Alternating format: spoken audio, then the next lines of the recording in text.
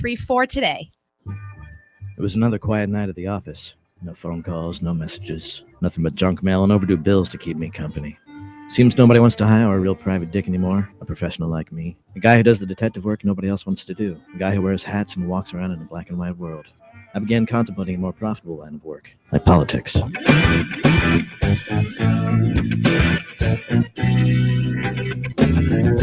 are the show you want to know.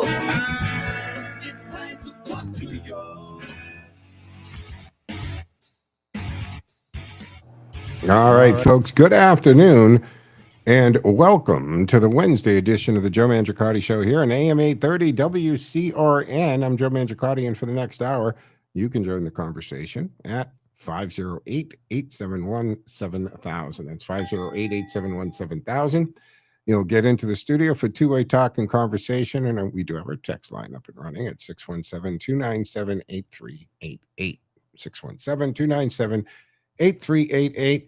And don't forget, the station does stream 24/7 on the TuneIn app like thousands of other radio stations do. So that means you can take us anywhere on your device. It's a great feature, and I love it. You can tell Alexa to play WCRN. She'll do that. No questions asked as well. And this show is always turned into a podcast, so you can subscribe to it as a podcast on Spotify, Google Play, etc., wherever you subscribe to your podcast. So feel free to do that. Today, behind the glass, back at HQ, flying the board today. He'll get you set up and into the studio for two-way talk and conversation as I broadcast from the Cameo studios. And it does mean the Cameo Cam is on. So you can watch and listen to the show either on the station's Facebook page, YouTube channel, or my social media platforms at Joe Mangi Show, M-A-N-G-I. So that would be Facebook, X, Twitch TV, LinkedIn profile. And we do stream live to Rumble. So multiple ways to watch, multiple ways to listen. And again, subscribe as a podcast if you get a chance. So we'll see how the viewers rack up here today. 508-871-7000 to join the conversation. As I said, those lines are open and available. So some of the news that is breaking here is this Arctic frost investigation is far more reaching than we originally were told. But don't you always think anything out of Washington, there's always more to it? It's further reaching than we ever learn in, say, mainstream media or even, the citizen journalists that we rely on these days. But documents released by the House Judiciary Committee yesterday show that the FBI's Arctic frost probe, initiated under Christopher Wray when he led the Bureau and later transferred to Special Counsel Jack Smith. I think Jack Smith is probably in a lot more trouble than he thinks he is, or maybe he's acutely aware of how much trouble he's probably in. But Jack Smith potentially targeted more than 150 Republican officials, allies, and organizations. That's a lot less. We were talking, 15, 16 or something like that when this was first coming out. 150 officials, no, just not members of Congress, which is pretty bad, but individuals associated with Republican elected officials, the president, and then the organizations like Turning Point. The records indicate that the investigation spanned multiple regional field offices, included subpoenas and device search warrants. So if they do get a search warrant for a device, for those that might not realize the implication of that, once you've got the search warrant, meaning you're federal investigative agency or arm of one of these things, you can tap the phone. And I mean by tap the phone is you can monitor the GPS location at all times, monitor the in and outcoming, who you're calling or who's calling you, duration of the call. They can even go to figure out where the phone call that you were on is located based on that number and its GPS tracking, all the texts and so forth. So there's a massive amount of data that can be pulled from a search warrant on a device.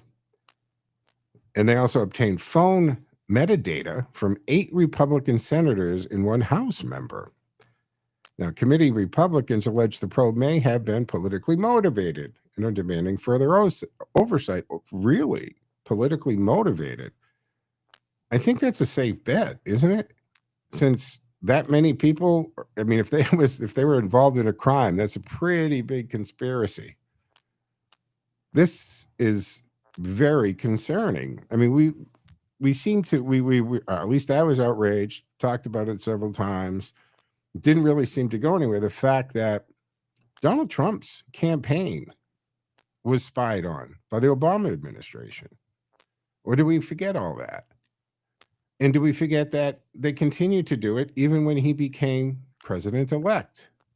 Then they continued to monitor the CPU of the White House when he became president. And Barack Obama's hands aren't clean in all this stuff. Now, this probe appears to extend beyond traditional criminal investigation to clearly politically sensitive targets. And of course, it blows any kind of appearance of law enforcement neutrality out of the water, doesn't it?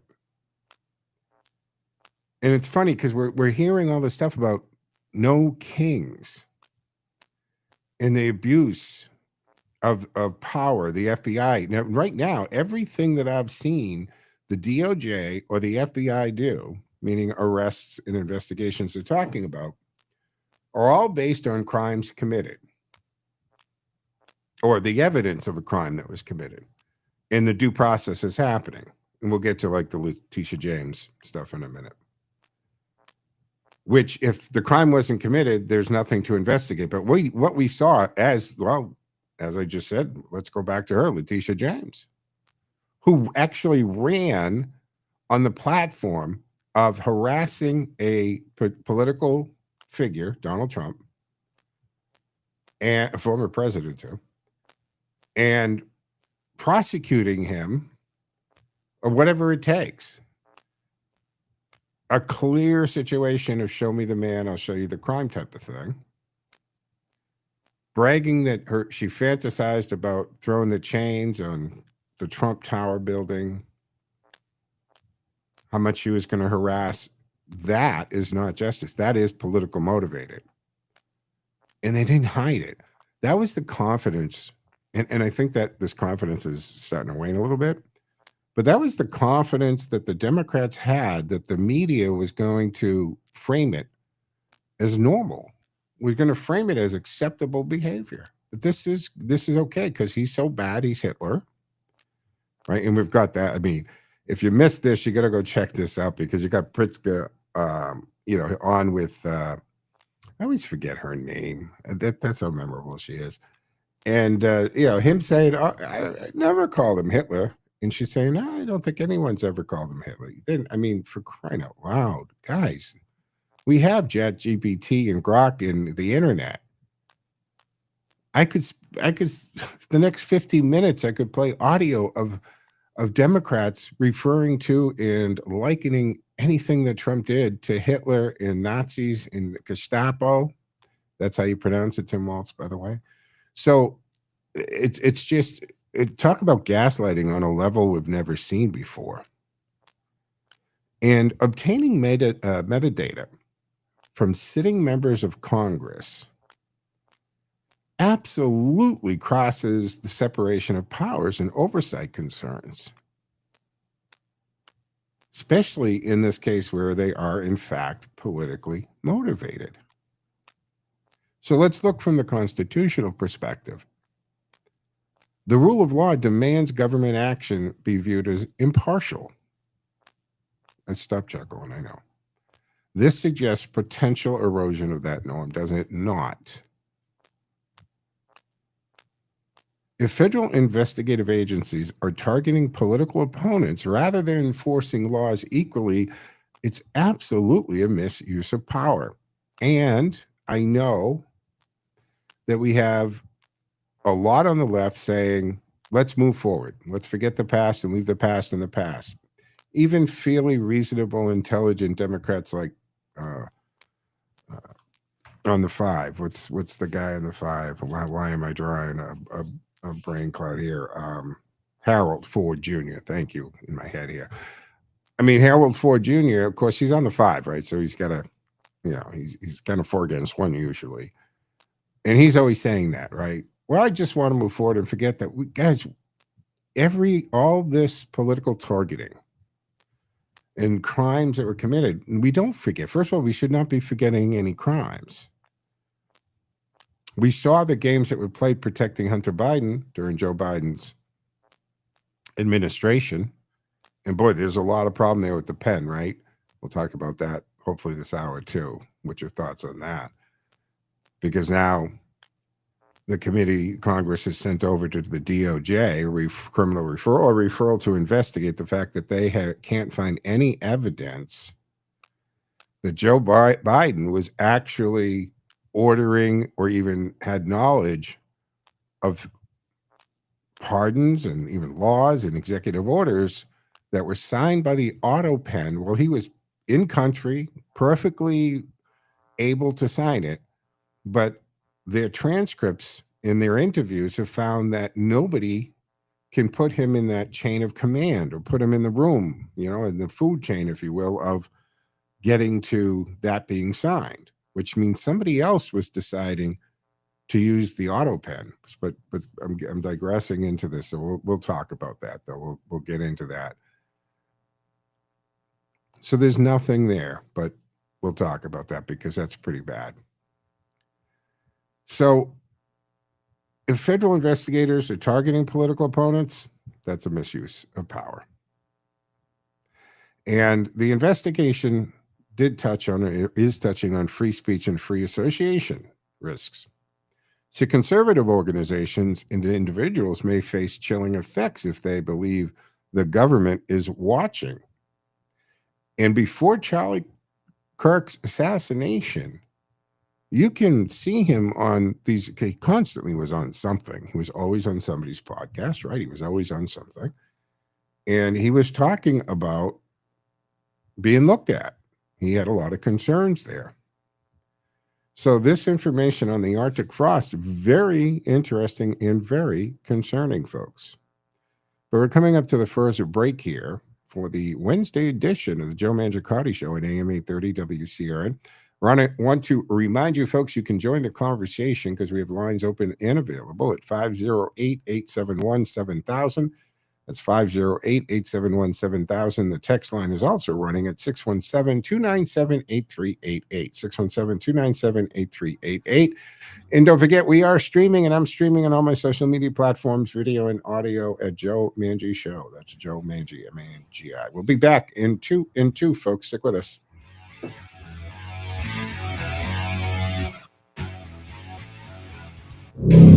This October, Polar Park presents Boo in the Woo.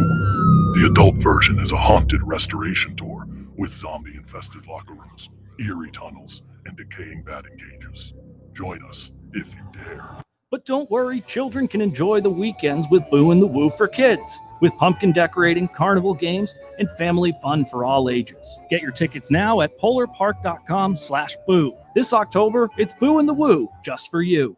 Are you tired of the Orwellian speech, the hypocrisy rampant throughout government and within the Beltway? I'm reminding you talk radio is the immune system to the partisan bias, political rhetoric attacking us on a daily basis. Get inoculated. Tune in to Joe Mangiacotti on WCRN 830 AM, where common sense meets common ground. Joe is the conservative voice with a twist, blending a constitutionalist respect for our founding principles with a libertarian's drive for freedom. He's got a unique style that's half constitutionalist, half common sense, and all about empowering you. Just listen to his callers. Joe, I have to tell you first, I've listened to you a couple of times on your own show here, and I have to tell you, I enjoy listening to you. You have some really good, intelligent, cogent thoughts rather than just the constant monologue of conservative talk that sometimes we get wound up in. Joe's even-tempered, intelligent approach cuts through the clutter and dives into the issues that matter to you. Join Joe Mangiacotti for Common Sense Conversation for the Common Sense Citizen and discover how logic, truth, and a calm voice can change minds, even those who might disagree at first. It's not just talk, it's a movement. Catch Joe Mangiacotti, WCRN 830 AM. WCRN Radio is thrilled to bring back a legendary voice, and now you can help tell the stories. Paul Harvey captivated millions with his unique style and unmistakable voice. By sponsoring the rest of the story, your brand can become a part of this rich tradition, and it links your business with a program that people love and trust. So don't miss this unique opportunity to grow your business while becoming part of something truly special. For sponsorship details, just go to WCRNradio.com. All right, folks, welcome back here to the second segment of the Wednesday edition of the Joe Mangiacotti Show at AM 830 WCRN. And of course, you can join the conversation for the time that we have remaining at 508-871-7000. That's 508-871-7000. Hey, don't forget our text line at 617-297-8388.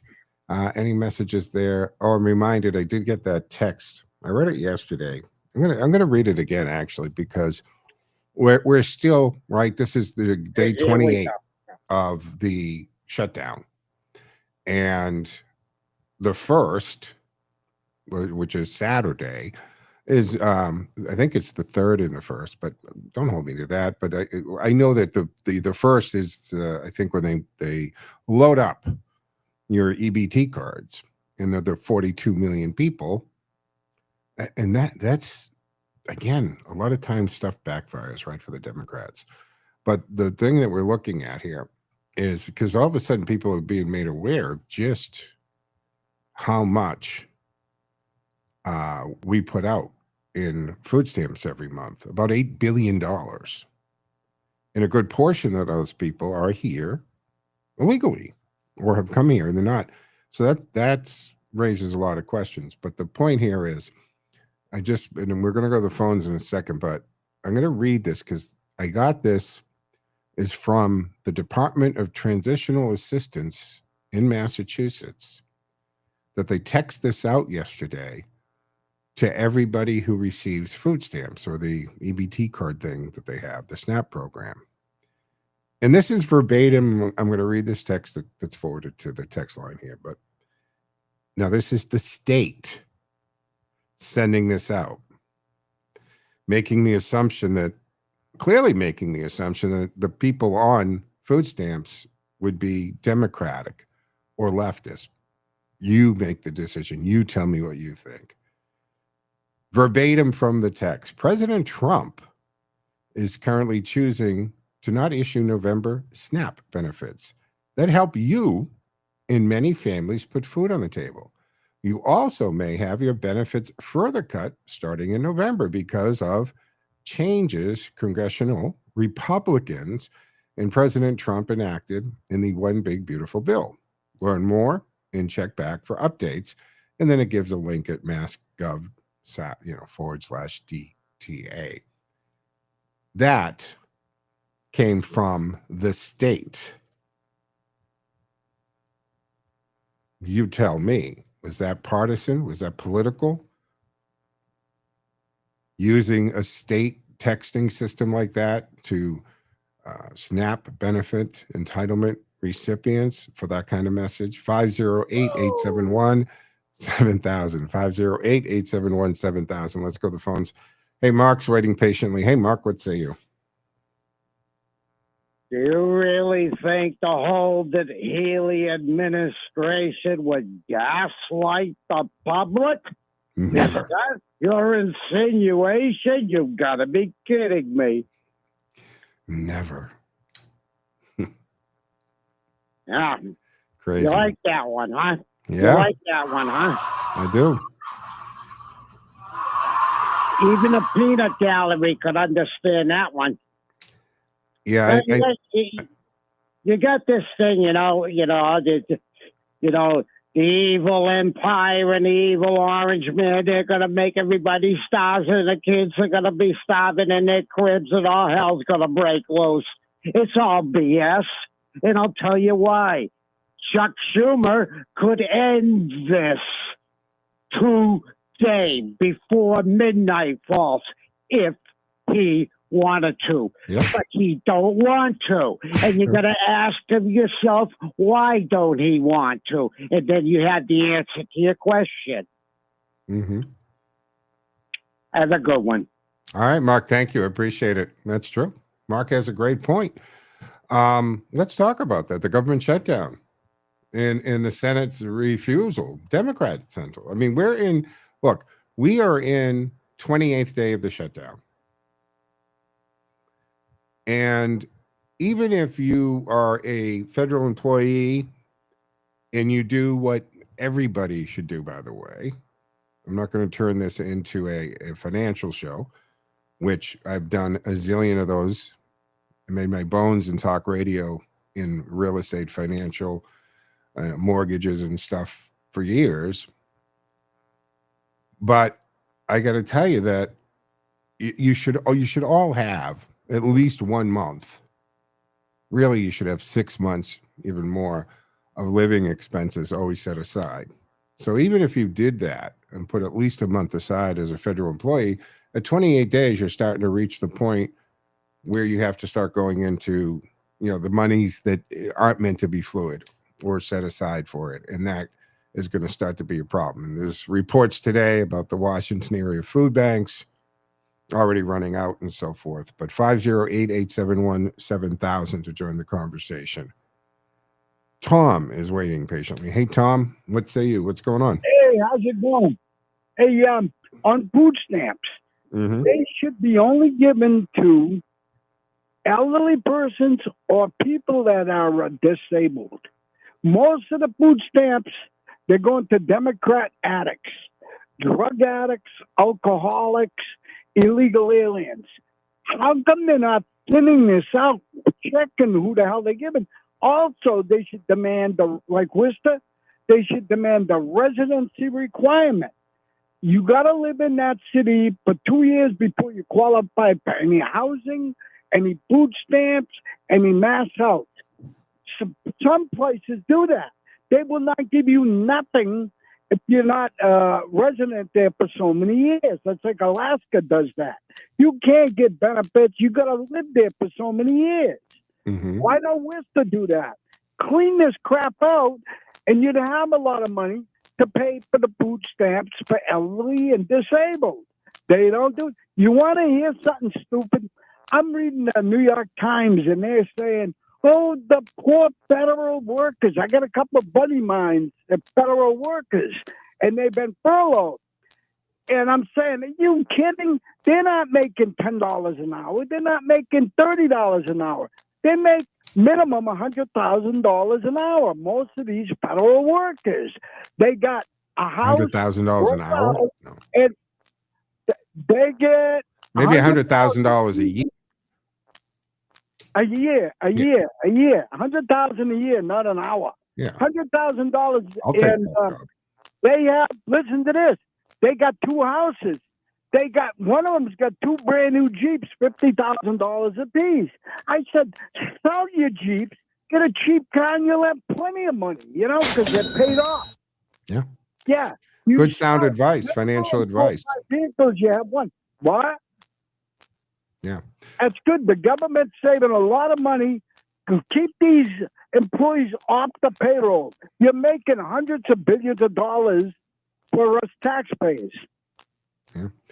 Good point, Tom. Thank you for the call. I appreciate it. To your point, Tom, and I think I touched on this yesterday or sometime recently, because we've talked and callers have called in to offer some knowledge and experience that they had. But here's the thing. There has been a very long, deep-rooted problem in the EBT card. There's been scandal after scandal out of Massachusetts for years, folks. I don't even have this research, but I can remember the fact. I talked about it the other day when they thought it would be a good idea to mail voter registration forms. And, like 18,000 of these, of the people receiving these every month that got sent back as undeliverable, meaning that the people didn't live at the address that the state had for them, or they weren't legitimate addresses. Whatever the case is, they kind of wanted to brush it under the rug and go, whoops, never mind that. Because why are you loading up a card for somebody that doesn't even live at the address that you have for them? And how many times do we read about these stories? We know, we've talked about them on this show, that when the state police or some joint task force and they bust, the Haitian gang or something going on, they have 16, 17, 18 EBT cards in their possession because people have turned their cards over with hundreds, and if they have enough children, 1,000, they can be $1,200, $1,700, $2,400 every month put on that card, depending on the number of kids they have and so forth. But they turn their card and their PIN number over to their drug dealers. And that's how they pay for their drugs. Then we've had the case right in Worcester. Stores have been busted because they're doing 50 cents on a dollar on the food stamps. You walk in there, the store would put $100 or $200 through the system as if you bought that much meat, say. They give you 50 cents on the dollar. So they charge the state $200 gets deposited into their bank account. They give you $100. Nobody got any meat. They still have the meat. They get $200 in their account. They pay out $100 in cash. They just made $100 for swiping a card of taxpayer money. That's theft. That's fraud. It's wire fraud. It's all kinds of things. So look, we know the food card system has to be totally revamped and looked at. Then that's that fraud and corruption there. Then if you start looking at people who have multiple cards, they've gamed the system. So they have multiple cards because they use multiple names or addresses. Nobody's investigating this. I'm against the clock, but I got to go back, way back to 1992 in my state Senate race. And after that, and I lost to Mignani out of Framingham. But the point is, they offered that there was a young guy, and they said that was a really good showing. Why didn't you come work for the state? I had no interest in working for the state because I was doing fine in real estate and radio and everything. And the only job I said I was willing to take was to work for the BSI, the Bureau of Special Investigation. Because that, at that time, the BSI's job was welfare fraud. It was going after all of the fraud and corruption in the welfare system and the food stamp system. It wasn't a lot of money, but I was willing to do that job only. But that's when Weldon Cellucci moved everything. Remember, they consolidated all the police departments, and they moved the BSI from public safety, which is state police and all the police agencies, over to Health and Human Services. So they actually cut like 16 jobs, investigators. But I would have taken that job at a pay cut to have done that job. But we're going to take our mid-show break here in the Wednesday edition of the Joe Mangiacotti Show on AM 830 WCRN. 508-871-7000 to join the conversation. Lines open and available, 508-871-7000. Don't forget, we're streaming on my social media platforms at Joe Mangi Show. Go ahead and check it out, Facebook, X, etc. Back in 2 and 2, folks. Stick with us.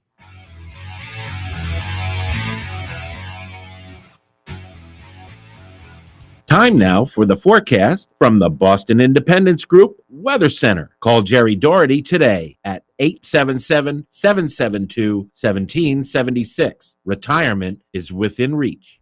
Meteorologist Vicki Graffin, here's your latest Boston 25 weather on Radio 830 WCRN.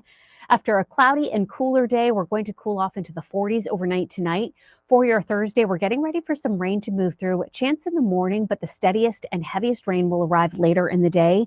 We're also looking at some gusty wind, but this will be winding down Thursday night into early Friday. We're back to some sunshine Friday afternoon, and it is looking dry for trick-or-treaters. I'm Vicki Graffin. You can hear Boston 25 live for the morning drive, weekdays on AM 830 WCRN. More live and local radio is next. Stay tuned to Radio Central, 830 WCRN.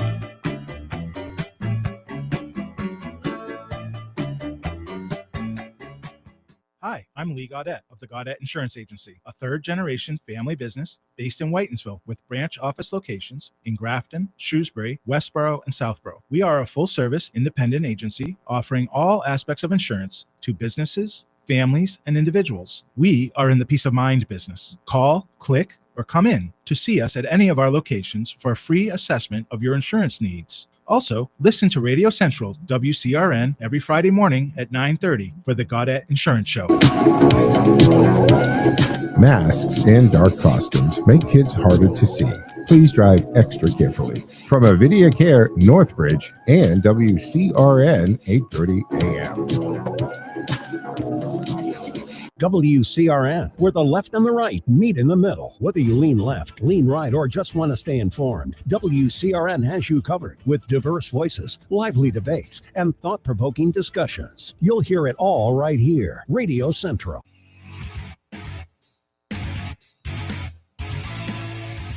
All right, folks, welcome back here to the second half of the Wednesday edition of the Joe Mangiacotti Show on AM 830 WCRN. You could join the conversation at 508-871-7000. That's 508-871-7000. Don't forget, we do stream. I'm streaming from the Cameo Cam, so you can watch and listen to the show.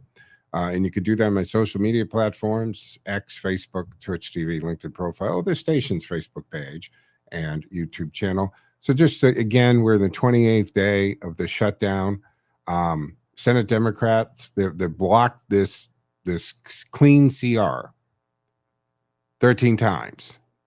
And all this would do, it wouldn't add anything or take it. It would just say, we get to function until November 21st.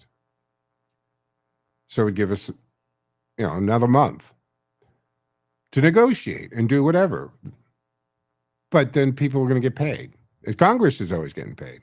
I think whenever we have a government shutdown, the congressional pay should be absolutely included with the air traffic controllers and the ICE agents and FBI agents and everybody else who's going to work without a paycheck. It's accumulating, but you know what I mean. They don't have the cash flow. And this SNAP program thing, I think, is a big triggering crisis point, right? 42 million Americans. And yes, there is tons of fraud and grift in that. There are people that probably shouldn't be getting food stamps on there. And John Thune, he's the Senate Majority Leader. He's saying, look, we'll negotiate, not with a gun to our heads. Meantime, you got the Democrats who are saying, I know this is hurtful. I know this is painful. And I know this is very hard for a lot of federal employees, but it's the only leverage we have. And our political victory is more important than them. But then we just had about 300 different unions and stakeholders and organizations who have publicly urged the passage of the Clean CR, continuing resolution, to reopen the government, saying, hey, Democrats blocking it are out of step with public and business interests. Do this. And then the Republicans said, okay, if you're not going to pass the CR, why don't we pass some measures so that we can pay the federal workers? Again, Democrats remain committed to withholding their votes on the general continuation unless key demands, most of it to do with health care subsidies, including illegals, are met. But remember, Congress's primary duty is to fund the government. So refusal to vote for a clean CR weaponizes federal employees and essential services as political leverage. And the federal government has the constitutional and statutory obligations.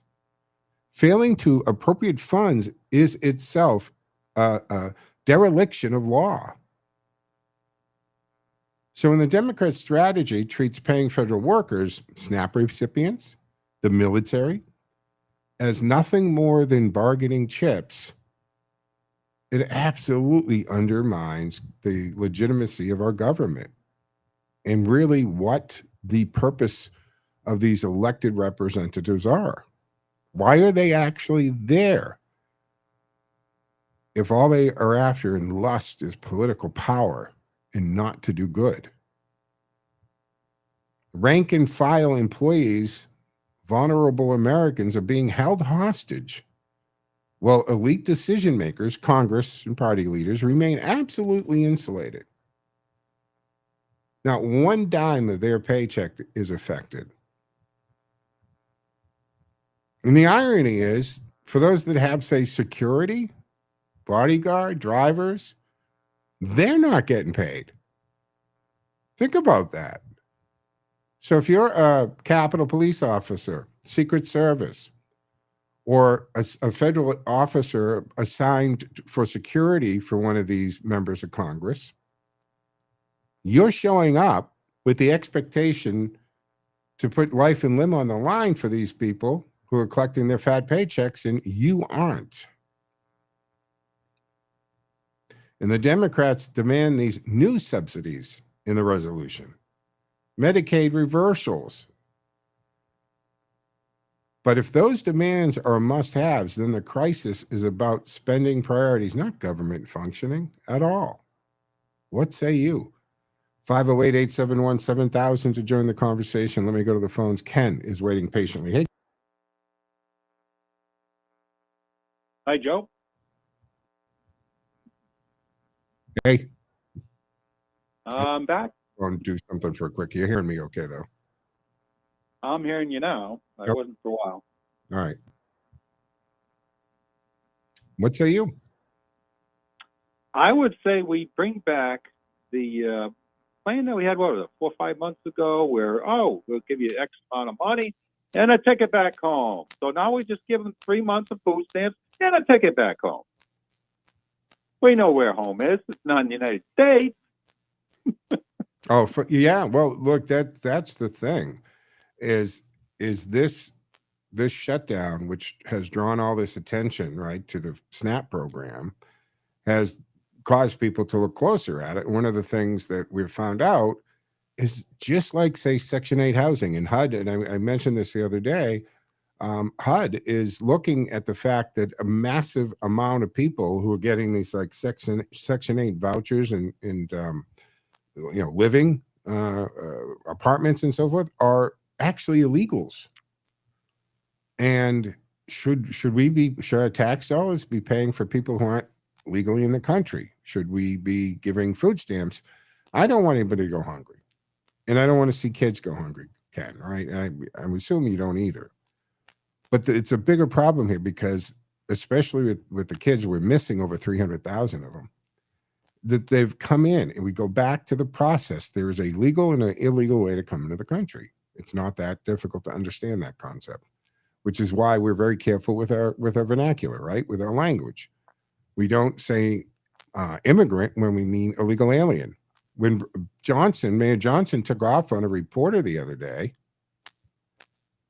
at first I didn't realize, I don't know, Ken, if you saw that, he actually thought illegal alien was referencing a brown or black person. So do we have another situation of a very low informed elected official who thinks illegal alien means you're brown or black, where it has nothing to do with race? It has to do with the voluntary action you did of entering the country illegally makes you an illegal alien. Whether you're from England, Norway, Guatemala, Colombia, Brazil, they're all illegal aliens if you don't use the illegal point of entry.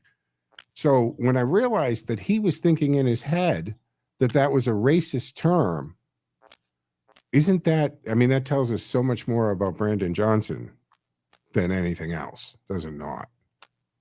It's not what's in his head. I think you're wrong. I think it's what he wants to have others in their head. So he's just propagandizing, gaslighting. No. Based on what I saw him say, he absolutely, unless he was a hell of an actor, he actually really thought the term illegal alien was racist because that is the term that references brown and black people. Not understanding it has not to do with race. It has to do with the action you took, not the race. But he chastised this reporter saying, don't use that racist language. That tells me he's not that bright. Oh, no. He thinks we're not that bright. And you think he's that good of an actor and BSer? Oh, no. It's not a matter of good an actor. No. They have a Marxist mindset, and they're trying to force it down as many brains as possible. They have to keep saying the Marxist mindset claptrap. And you're supposed to accept it. You hear enough times, you're supposed to accept it. Yeah, I agree with that, which is why I always say, part of this freedom of speech thing we got going on in this country, it also means, you can say whatever you want to say, wherever you want to say it, short of fire in a crowded theater. But it also means you can't be forced to say things. You can't be forced. We shouldn't be forced to use terms that are not accurate or that we don't want to. I missed the memo, Ken. When did things come out that we had to use certain things? We had to say undocumented instead of illegal alien, when it's still in the federal statute as a legal alien or alien, right, for people to come in. So that's what's in it. You didn't change the statute. We didn't have a debate and a vote on the floor and any of this stuff.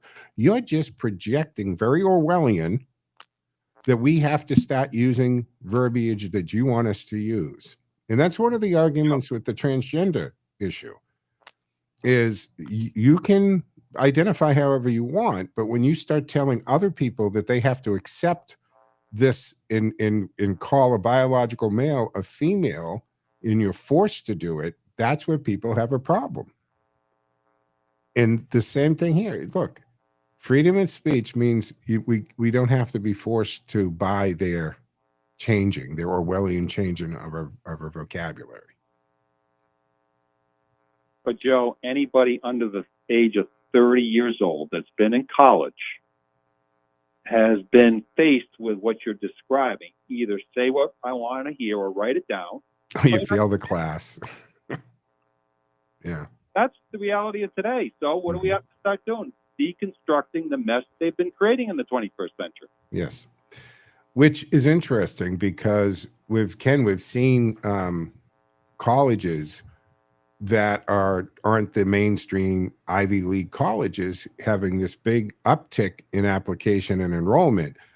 Most of them are the Southern colleges, but the Hillsdales of the world and stuff where the wokeism that's penetrated most of the major universities when we think of universities has, and parents and the kids, the students themselves, because this 18 to 25 age bracket is probably the most conservative wave of youth that we've seen in decades, probably since the Reagan days, which is very interesting and very hopeful, right? Because we do have a lot of young people who are going or thinking for themselves. I don't know, maybe it started out of being rebel because of, they just wanted to go against the grain.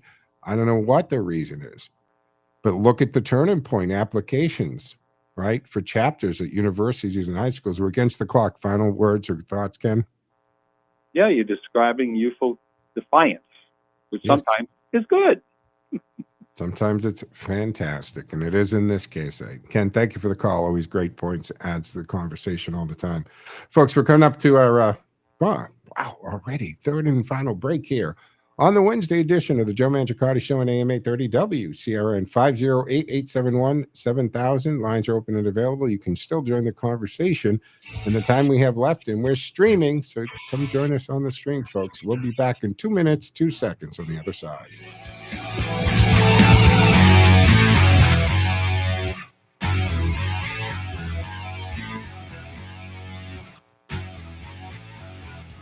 Are you looking for a holistic approach to your health? One that supports your body's natural ability to regulate, adapt, regenerate, and heal? Look no further. The Bioregulatory Medical Institute, BRMI, a nonprofit global organization dedicated to advancing the science and art of bioregulatory medicine, welcomes you to their free and rich library of resources. You'll find articles, podcasts, videos, and more at brmi.online. BRMI believes health freedom is a basic human right, honoring medical ethics and the innate intelligence of the human body. When your body is properly supported, it will thrive. If you're looking for the root cause of illness, physical, emotional, or spiritual, visit brmi.online. brmi.online.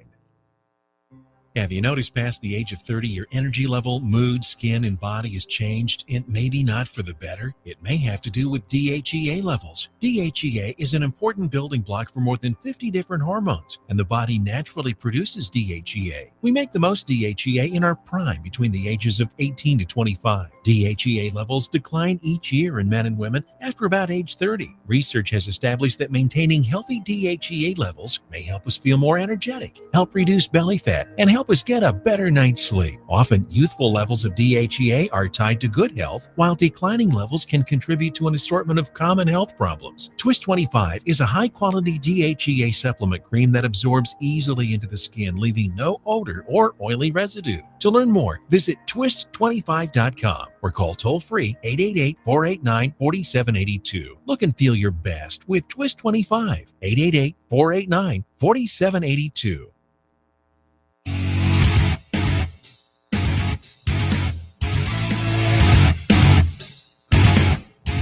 All right, folks, welcome back here to the fourth and final segment, reminding you, you can join the conversation at 508-871-7000. That's 508-871-7000. And, of course, our text line is up and running at 617-297-8388. And we do stream. I'm streaming from the Cameo Studios. The Cameo Cam's on. So you can go to Facebook, X, Rumble, many places, right? The station's Facebook page for that matter. And check it out, 508-871-7000. So anyway, this whole thing, I mean, we don't have the time. This is only an hour show. I do weekdays at 1. But the players of all that, I can post it on my Facebook, or actually go to joemangishow.com, and I'll post a lot of this research that I did for this. I did want to touch on this Letitia James, because again, this is one of those situations where comma really, right? And I made reference to her earlier in the show, the fact that she actually ran a campaign on harassing a former president and politician and investigating him until she finds something on him. Meanwhile, and of course, we know the deal on that. I mean, there was no victim. She tried to bootstrap this whole thing about the financing. He lied about the value of Mar-a-Lago and so forth. It was a joke, and we know it was all politically motivated. And Jack Smith is going to have some trouble. But anyway, New York Attorney General Letitia James, she appeared in court the other day in Norfolk, Virginia. Yeah, Virginia. She had to go down to Virginia to face a 2-count indictment charge, charging her with bank fraud and making false statements.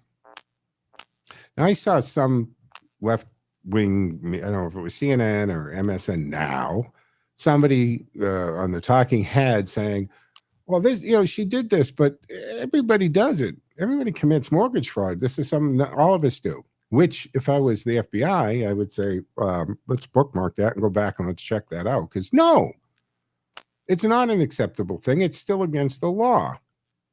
I was a mortgage broker. I originated mortgages for years. And you can't lie on this stuff.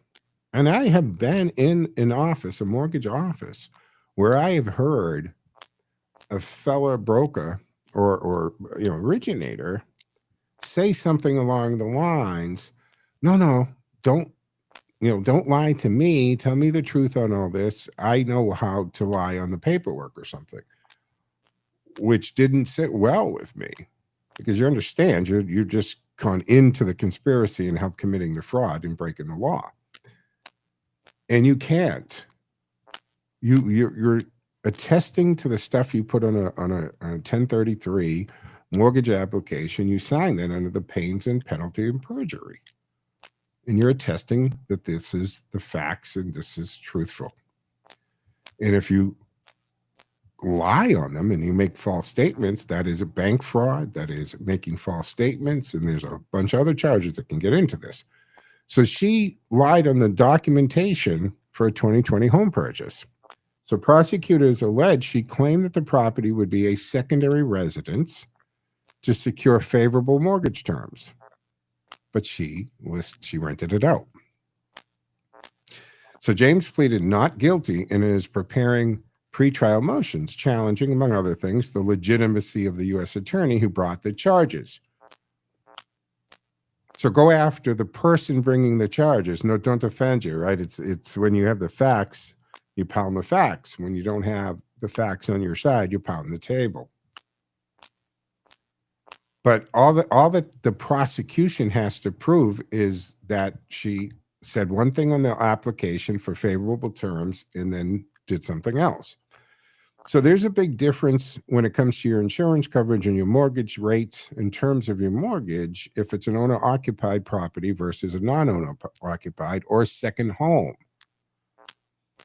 Same thing. But if you're going to rent this out, it's a commercial piece of property. That changes the type of underwriting that's done. It changes the mortgage you get. And it also it very much changes the insurance coverage.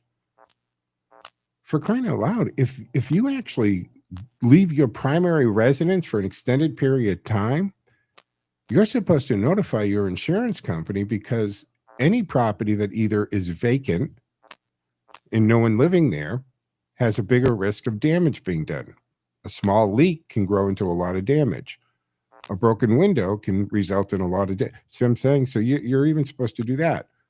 But if you're renting this out and you're not in control of that property, obviously there is greater risk to the insurance company, the mortgage company. And the biggest reason the mortgage company treats it differently is people are more willing to walk away from a mortgage when things go belly up if it's not their primary residence.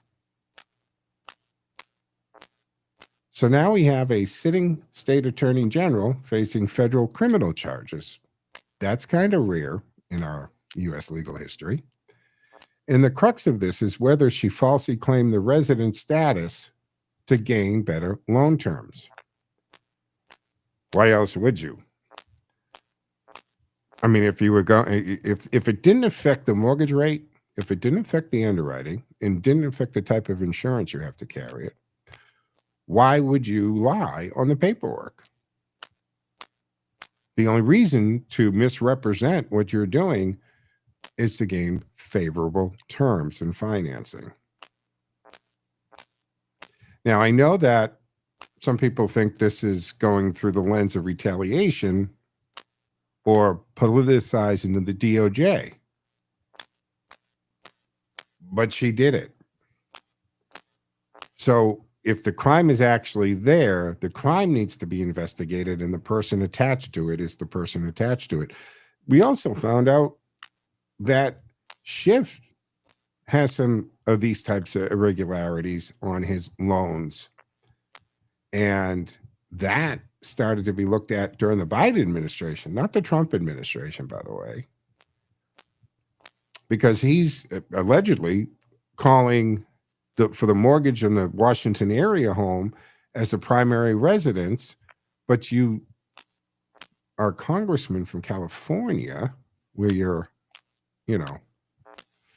supposedly live. So how can that happen? Now, U.S. Attorney Lindsay Halligan personally presented this case against Letitia James. And it would be unusual for a career prosecutor to pass up a case like this. You wouldn't let somebody lower down an underling handle this type of thing when you're actually indicting and prosecuting a sitting attorney general of a state. So now we have the discovery, the schedule, and claims of extrajudicial statements by prosecutors. They're all under dispute. Defense is, of course, you challenge everything and make motions to try to suppress anything, get it thrown out, not be able to use it. Obviously, all that's going to go on. But don't forget, there's always the presumption of innocence. They're only at the indictment stage, and none of the allegations have been adjudicated at this point. It's all going to happen. But see, when it comes to the statutory basis for these charges, folks, it would include 18 U.S.C.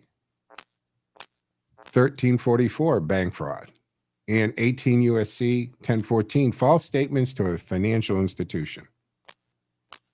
Those are the charges. The indictment claims she misrepresented the occupancy status to receive favorable mortgage conditions. So, but what does that mean in real money? What's the damage? And that's the question. The bank is the victim because they're taking the risk without getting the compensation for the risk that they should be getting paid for.